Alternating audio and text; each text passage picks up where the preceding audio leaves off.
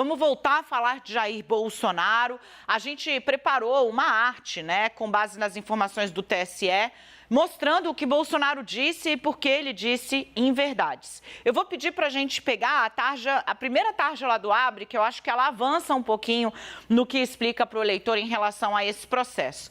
Tá aqui, ó. Isso são coisas que Bolsonaro disse. Ele usou o Itamaraty para convocar os embaixadores. A máquina do Itamaraty funciona. E aí, Bolsonaro, então, diante de uma plateia de mais de 70 embaixadores, passa a dizer algumas coisas como... Ele disse que a Polícia Federal abriu um inquérito depois de um hacker dizer que as eleições de 2018 tinham sido fraudadas. É falso. Essa informação, ela é falsa. O TSE mostra, informou e provou que o hacker afirmou, nem o hacker disse o que o Bolsonaro disse, tá? Afirmou que acessou e-mails e credenciais de funcionários do TSE, mas não falou em fraude jamais. Então, Bolsonaro atribui ao homem que invadiu e foi pego invadindo o sistema administrativo da Justiça Eleitoral a alegação de que as eleições de 18 foram fraudadas. Isso nunca foi dito. 2. Bolsonaro disse que o TSE havia afirmado que o hacker teria a capacidade de alterar nomes de candidatos e também de transferir votos de um candidato para o outro. Isso é falso. O TSE publicou para todos, né, todos nós, não houve nunca alteração no código-fonte ou em resultado, totalização, transferência de voto de um candidato para o outro. Não parou por aí. Usando a máquina pública, de novo, né, inclusive com transmissão da TV estatal, Bolsonaro disse para os embaixadores que o TSE havia admitido que os números de 2018 poderiam ter sido alterados da eleição que ele ganhou. Ele está dizendo basicamente que ele ganhou uma eleição fraudada. O que significa isso, né? O presidente da República do Brasil naquela ocasião estava basicamente apresentando o país como uma republiqueta das bananas para o mundo, porque só em republiqueta de banana que você tem eleição porcaria, vide Venezuela. Bom, tá aqui, né? O TSE, obviamente, desmentiu e disse que nunca houve, nunca falou, nunca teve, não tem registro. De onde ele tira essa afirmação, não se sabe. Bolsonaro disse ainda que não é o TSE que conta os votos, não, que é uma empresa terceirizada, para dizer, ó, isso está na mão de qualquer pessoa aí que eu não sei quem é, né? O TSE respondeu de novo, olha, o processamento é realizado por equipamentos cedidos, mas todo o sistema é controlado pelo tribunal.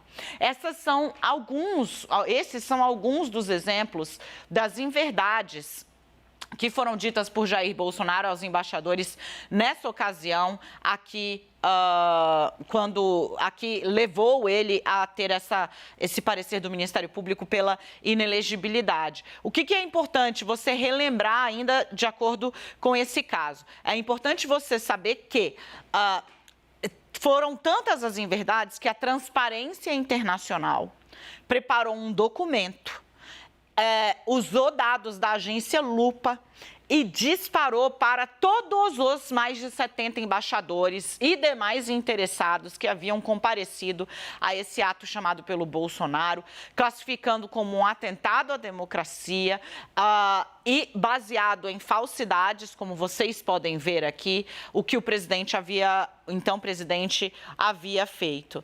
Mais do que isso, né? Houve uma ampla mobilização e uma espécie de constrangimento e rechaço da comunidade internacional ao que foi feito. Chamado para depor no TSE, para explicar por que decidiu usar o Itamaraty nessa convocatória, o então ministro do Bolsonaro falou, nossa, imagina, eu nem sabia do que se tratava. Era genérico, assim, o presidente falou, chama lá, eu fui lá e chamei. Não é verdade, né? A imprensa passou semanas dizendo e alertando o Bolsonaro, né, que muitas vezes as pessoas falavam, ai, mas só critica. Não, quando a gente, aquela coisa, né, quem avisa, pois é, a imprensa apontava o problema Tanto que poderia ter servido de alerta, não serviu. Está aí agora mais perto da sanção no TSE, que seria a inelegibilidade por 8 anos, obrigando o Bolsonaro a escolher alguém para representar o seu capital político na eleição de 2026. Eu vou trazer aqui, claro, o meu timaço. Cadê o meu timaço? Cadê o meu... Olá, pessoas incríveis! Hoje o Leandro e o Yuri, eles estão naquela brincadeira do azul, né? A gente chegou a falar disso, né? Uma homenagem à Portela. Só poderia... que ontem eu vi até o Leandrinho trabalhando, né, ali, fazendo um extra para o Márcio Gomes. Márcio Gomes pega todas as pessoas do 360. Aí vale tudo, até botar a Portela no meio, que ninguém vai reclamar. Quem é que vai reclamar? Então, mas aí por conta disso eu vou falar com a Renata Agostini. Oi, Renata. Mentira! Não vai falar com a Renata? Vou sim. Renata, vamos trazer um pouco do contexto, né, disso. Quando a gente falava, olha as consequências. Porque a lei, gente, a lei é cristalina. Muitas vezes, se você der um Google aí, Dilma, abuso, poder político, 2014. O PSDB fez inúmeras reclamações por ela fazer eventos dentro do Palácio do Planalto, né? Nos quais já se falava de eleição e às vezes ela tangenciava pelo assunto eleição. Por quê? Porque é cristalina a lei ao dizer que você não pode usar maquinário e serviço público em benefício próprio. Basicamente, é isso que diz a lei. Quando você incorre nisso, você incorre em abuso de poder político. E, de certa forma, Bolsonaro construiu uma arapuca para si mesmo, né? Porque fez isso aos olhos de muita gente, ao vivo, utilizando o Sistema Brasileiro de Comunicação Pública, EBC, rádio e televisão, transmitindo ao vivo, com o Itamaraty disparando convites, com o cerimonial da presidência organizando a recepção e com esse festival de inverdades, muitas inclusive atribuindo a terceiros órgãos, outros, né, o TSE no caso, coisas que jamais foram ditas. Ministros de Estado ao seu lado, transmissão oficial, tudo isso. Aquele encontro realmente ele é inacreditável. Dani, eu estou absolutamente contagiada pela estreia de O Grande Debate. Eu vou fazer uma proposta. Eu quero fazer um comentário aqui, mas queria guardar um tempinho, porque eu sei que Leandro Rezende tem muita informação sobre PL e eu tenho alguns bastidores que eu acho que depois posso complementar. Sugeria que nem ouvi se ela topou, mas vou fazer assim mesmo. Então, boa tarde para vocês. Olha, nesse caso... Eu quero saber quando que ela falou alguma coisa e não aconteceu aqui. Parece assim... resposta, vou fazer Quem cala consente. Óbvio, vai. Você pode tudo. Nesse caso da reunião com os embaixadores... O caráter oficial, ou seja, a forma como o então presidente, usou a estrutura do governo para proferir esse bando de inverdade foi, inclusive, o argumento usado lá atrás pelo Ministério Público Eleitoral, pelo mesmo autor da manifestação agora do MPE, Paulo Gonet, para dizer que tudo bem que os embaixadores não votam no Brasil, mas não é isso que está em questão. Em questão está o que o presidente falou e a forma como ele veiculou essa mensagem. Eu fui revisitar, até eu trouxe alguns trechos dessa manifestação, mas eu fui revisitá-la porque a gente está falando do mesmo autor e da mesma situação, né? Ainda que a gente não tenha a íntegra do que ele expôs agora, ele já dava algumas pistas de como ele enxergava o episódio como um todo e como para ele, aquilo parecia, aí a palavra é minha, mas se a gente vai espremendo, a gente chega à conclusão que ele também concorda que aquilo é inacreditável. Muitos desses pontos que a Daniela expôs agora para vocês, olha, o presidente falou isso, falso, o presidente falou isso, falso, ele faz na peça dele e ele chega ao momento em que ele fala, olha, o discurso de Bolsonaro é o equivalente a pedido de voto nele próprio e de não voto no candidato oponente, que, na visão de Bolsonaro, iria se beneficiar dessa concatenação aludida, todo esse maquinário de circunstâncias que Bolsonaro colocou ali supostamente para melar a eleição. E aí, a conclusão decisão do Ministério Público Eleitoral. Afinal, o que ele está dizendo é um pedido de não voto em todos os demais candidatos.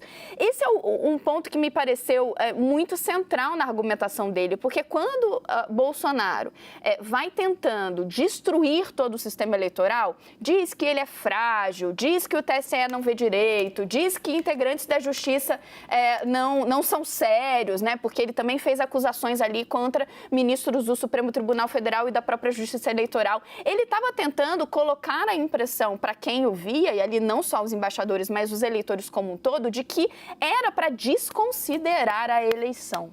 E esse é um ponto muito grave. E em diversos momentos, o Gonê fala de forma muito clara, olha, abre aspas aqui, há suficiente evidência em apoio à confiabilidade do sistema eleitoral. O TSE tem cuidado de garantir que não sobrem dúvidas a esse respeito. E ele diz, isso é público e o presidente deveria ter contestado o que ele trazia com o que se tem já registrado pelo TSE. Dani. Renata, eu vou voltar com você para a gente falar de PL, sim. Eu gosto muito dessa linha de raciocínio que você puxou, porque ela é imprescindível para que a gente entenda o porquê da punição, né? Porque a linha da defesa do Bolsonaro é minimizar, é falar, olha, ele estava discutindo, tinha gente, né, cita ali que peritos, né, vinham falando sobre, o que ele apresenta é aquela coisa véia, batida, ranhenta de youtuber que não para de pé, fez referência a montagens, enfim, já amplamente desmentidas. Mas, quando eles tentam jogar para baixo, eles estão tentando fazer alguém engolir, e é o papel da defesa, está mais que correta, né? A defesa tem que tentar minimizar mesmo, porque o estrago foi grande, como a gente disse, tudo produzido e televisionado ao vivo, então com produção de prova contra si, né? A defesa tenta afastar da memória das pessoas que é esse discurso de Bolsonaro que ele perpassou por todo o ano de 2022, que em ultimíssima instância leva aos ataques do dia 8 de janeiro contra as instituições, muitos daqueles radicalizados acreditando na ideia de que a eleição foi fraudada, que na verdade o Lula não tinha subido a rampa, que era o general Heleno que estava comandando tudo por trás, etc. e tal. Assim, é preciso sempre ter em mente que infelizmente, o ex-presidente escolheu um caminho de mobilização permanente do seu eleitorado, que teve em última instância, e aí eu não estou fazendo juízo de valor se Bolsonaro diretamente contribuiu, mas em última instância desconectou as pessoas da realidade de tal forma que elas acharam que fazendo um quebra-quebra sem precedentes na capital federal tinha alguma chance de impedir o curso da democracia, o que se mostrou como era, obviamente, um desarrazoado e grave.